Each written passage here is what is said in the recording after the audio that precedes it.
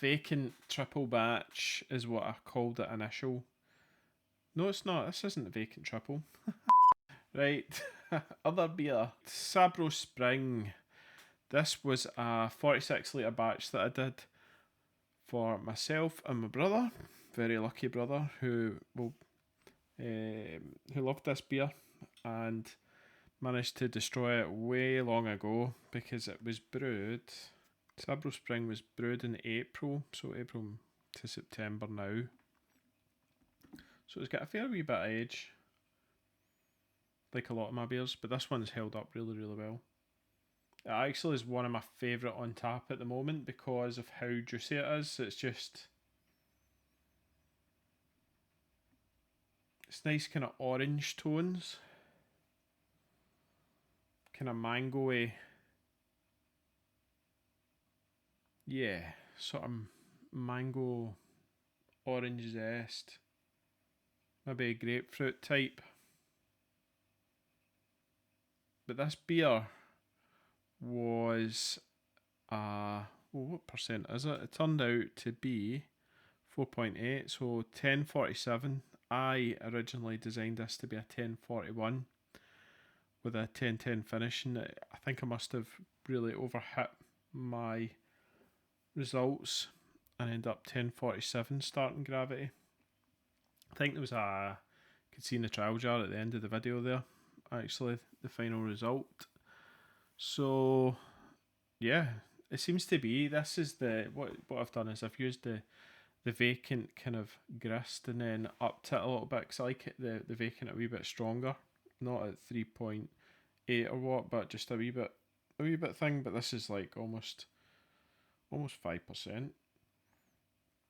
And so the recipe was for a double batch was 7.2 kilos of Pop's Pale Malt, which is a crafty maltsters up in Fife, and then some 580 grams of the silky white wheat, and then 184 grams of Caragold I put in. And I changed the hopping of this obviously because it isn't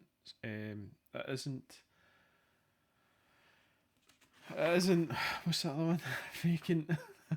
It's not Vacant. So I put in 23 grams of Columbus just to get some dankness in there.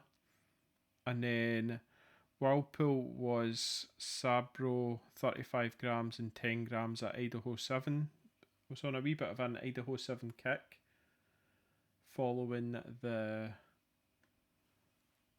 what do you call it? I think I need to go get checked for Alzheimer's, by the way, because my memory is honking. It was the Conflux. Yeah, so it was a Conflux. I started to use Idaho 7, and it's always been a nice sort of, that kind of secondary hop, the lower amount, it just gives this nice sort of roundness to beers, and it can impart grapefruit, which I'm getting on the nose. I did say that, didn't I? So there you go. But the Sabro, it tends to be, it's like a creamy, it's maybe creamy coconut, isn't it? But I get a lot of kind of tropical with Sabro, and I think when I've been drinking this, it's definitely on the flavour. Anyway, dry hop, 160 grams of Sabro and 40 grams Idaho 7, and that was like I don't know, 5-day or whatever, 7 days, and then cold crash. Yeah, and it was mashed at 65 degrees, and then I did a mash out at 76. Then it was fermented at 19, and then I think 21, and then a 14 degree C dry hop, and then a cold crash. And this was brewed with the new fermentation controller. Oh, this is a good beer, right? So if there's a beer to brew, this is a good one to brew.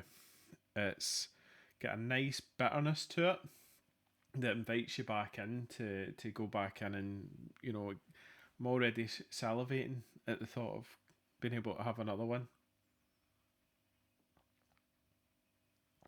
It's got a nice bitterness. It's very tropical. Like, It just takes you on a nice journey. Loads of different flavours. There's that mango and the grapefruit pithiness is in the flavour, but it's just tropical, sort of, with a good dint of bitterness.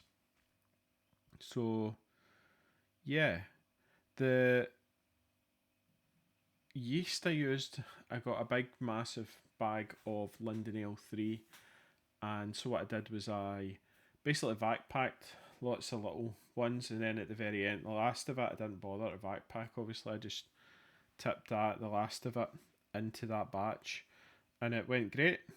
Really good yeast. I'm really happy with that, actually, that Linden Ale 3, and I recommend getting a block if you're wanting like a kind of house ale yeast, because for all your kind of real ales and your hand pull stuff, you can use LA3 because it's a nice English ale strain.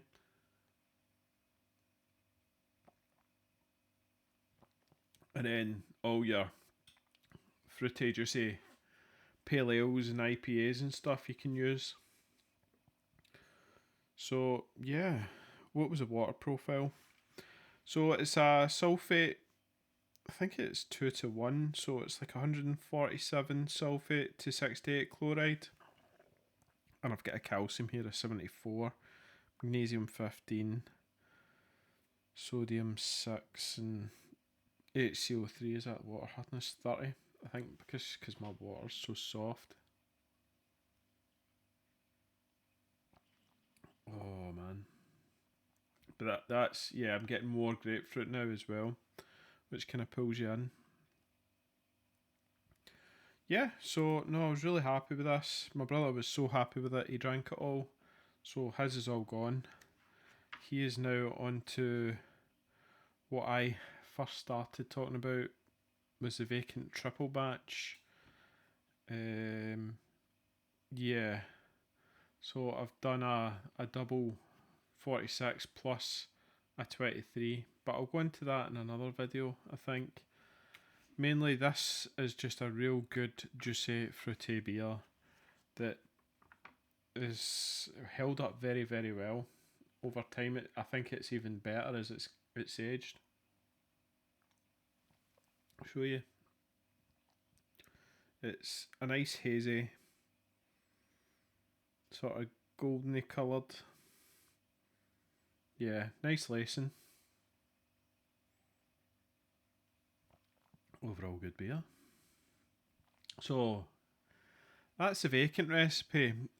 A lot of people have probably done their own sort of takes on that base, and maybe put down in the comments what type of hops you've used, if you've tried Citra or you just stick to the Mosaic, or maybe try some, like I've done, Sabro Idaho 7 sort of mix, but still at the same, almost kind of same hopping rates as Vacant.